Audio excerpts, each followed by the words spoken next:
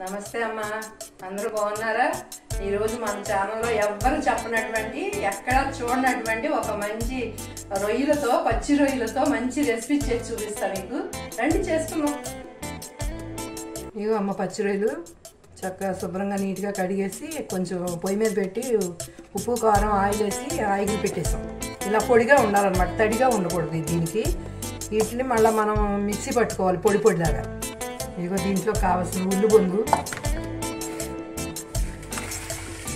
పచ్చిమిరపకాయలు, ఉల్లిపాయలు తక్కువ వేసుకోవాలి, ఉల్లిబొందు ఎక్కువ వేసుకోవాలి, అల్లం వెల్లుల్లిపాయ పేస్టు, ఆయిలు, ఉప్పు, కారం, గరం మసాలా, పసుపు.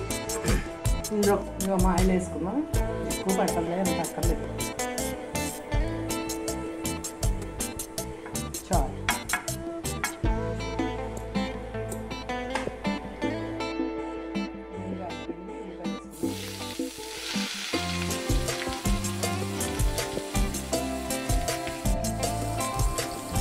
పచ్చిమిరపకాయలు వేసుకున్నాం.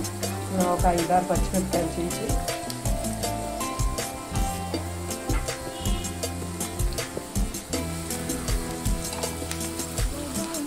ఉల్లిపాయలు బాగా వేయాలి, కొంచెం అయితే సరిపోతుంది. ఉల్లిబందు సగం వేగాక ఉల్లిబందు వేసేసి ఈలోగా రొయ్యలు మిక్సీ పట్టుకున్నాం. మామూలుగా ఆపుతూ పెడుతూ మెత్తగా అయిపోకుండా పొడి పొడిగా అయ్యేటట్టు మిక్సీ పట్టుకున్నాం. వేగుతూ ఉంది, ఉల్లిపాయలు వేస్తున్నాయి. ఇలాగా మనం రొయ్యలు మిక్సీ పట్టుకున్నాం. కూరకి ఎంత కావాలో అన్ని తీసుకుని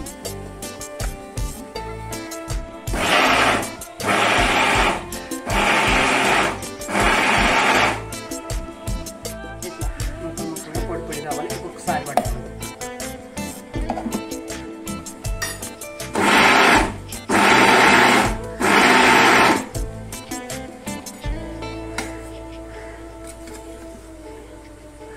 ఇట్లా రావాలి, పొరుకులాగా పొడి పొడిగా రావాలి.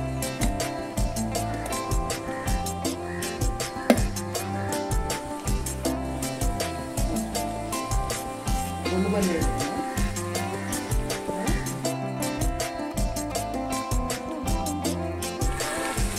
ఎంత ఉల్లిబంది ఉంటే అంత బాగుంటుంది టేస్ట్.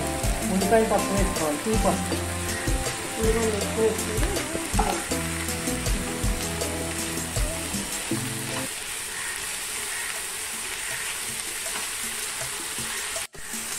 కలర్ మారే వరకు వేయించుకోవాలా? కొంచెం మధ్య అది వేసేస్తాం కదా పొడి, ఆ పొడి రెండు కలిపి వేయించాలి. అది పొడి పొడిలాక మన కోడిగుడ్డు పొడి కన్నా పొడి పొడిగా వచ్చేస్తాం. కొంచెం ఏమంటే చాలు. ఎవరు నేర్పించారమ్మా కూర మీకు? ఈ కూర బందర్లో మా చిన్నమ్మ ఉండేది. ఆవిడ ఒకరోజు నాకు తెచ్చిపెట్టింది కూర. నువ్వు చిన్నపిల్లవు తెచ్చిపెడితే, ఏం చిన్నమ్మ ఈ కూర ఎలా చేసావో అని అడిగితే ఇలా చేయాలమ్మా అని నాకు చెప్పింది అనమాట. అప్పుడు మేము ట్రై చేసాం. అప్పుడు మిక్సీలో అయితే లేవు కదా, రోట్లో దంపుకున్నాం. అల్లం నూరేటప్పుడే ఆ రోట్లో చక్కగా పొడి పొడి అయిపోయిన రొయ్యల్ని చక్కగా రోట్లో వేసి దంపేసాం. అలా ట్రై చేసాం అనమాట. అప్పుడు బాగుంది. అప్పటి నుంచి వండుతా కూర చేస్తా. దీంట్లో చక్కగా సాంబార్ కానీ, టమాటా చారు కానీ, మామూలు రసం కానీ అయితే సూపర్గా ఉంటుంది. ఇది పెట్టుకుని అది ఇందులో అల్లం పేస్ట్ వేసుకున్నాం. అల్లం ఎంత వేసుకోవాలమ్మా? 1 స్పూన్ చాలు.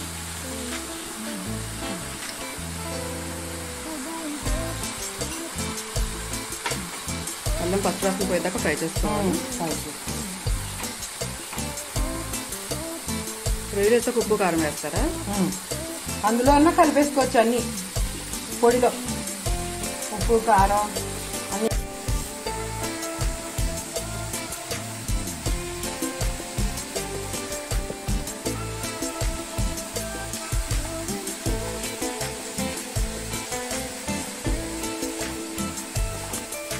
మన ఉల్లిపల్లి ఫ్రై అయిపోయిందండి. ఇప్పుడు రొయ్యలు పోత వేసేసుకుందాం.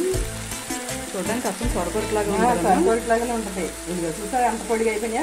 అలా ఆయిల్ వేసుకున్న దాన్ని బట్టి ఉంటుంది. మనం రొయ్యలు వేయించుకున్న దాన్ని బట్టి ఈ పొడి ఎంత బాగుంటుందో. 4 రోజులు 5 రోజులు ఫ్రిడ్జ్లో పెట్టుకుని ఉంటుందా? ఏమో ఇందులో ఇప్పుడు ఉల్లిపాయలతో పాటు ఎగిపోతుంది కదా, తడి కూడా ఉండదు. ఇందులో తల్లి ఉన్నాయి ఉప్పు వేసుకున్నాను, ఎందుకంటే రొయ్యలు ఎగరబెట్టేటప్పుడు కొంచెం ఉప్పు వేసాను, అంత తప్పు వేసి చూసుకుని వేసుకున్నాను. మళ్ళీ అందుకని స్పూన్తో కాకుండా ఇలా చేస్తూనే సాల్ట్ మీ రుచికి తగ్గట్టుగా వేసుకోవాలి. అంటూ ఒక రకంగా తింటారు కదా, కొద్దిగా కారం వేసుకున్నాం. కారం కూడా దీంట్లో వేసాను, రొయ్యలు వేస్తావు వద్దే వేసాను.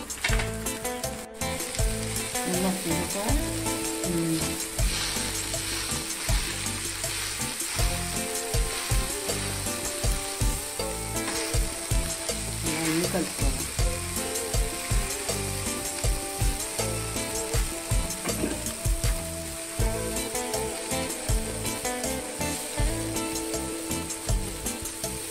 అంటే హెడ్లూమ్లోంచి ఫ్రై చేసుకోవాలా?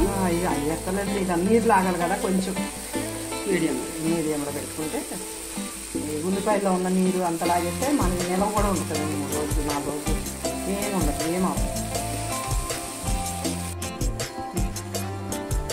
ఇలా చూడండి చక్కగా వేగి ఇలా పొడి పొడిగా అయిపోవాలి. ఇలా పొడి పొడిగా వేసుకున్నప్పుడు గరం మసాలా పొడి వేసుకుందాం. గరం మసాలా పౌడర్ వేసుకున్నాం. దాల్చిన చెక్క, లవంగాలు, యాలకులు వేసి ఇంట్లో పట్టుకున్నది పౌడర్. 1/2 స్పూన్ అయితే చాలు. యాలకులు 1/2 స్పూన్ చాలు. అలాగే కొత్తిమీర అది చేసుకుని తుంపుకున్న కొత్తిమీర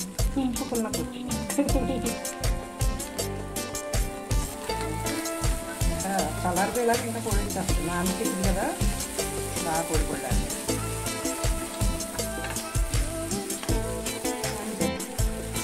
అంతే చూసారా ఎంత తేలిగ్గా తయారైపోయిందో మన రొయ్యల పులుసు.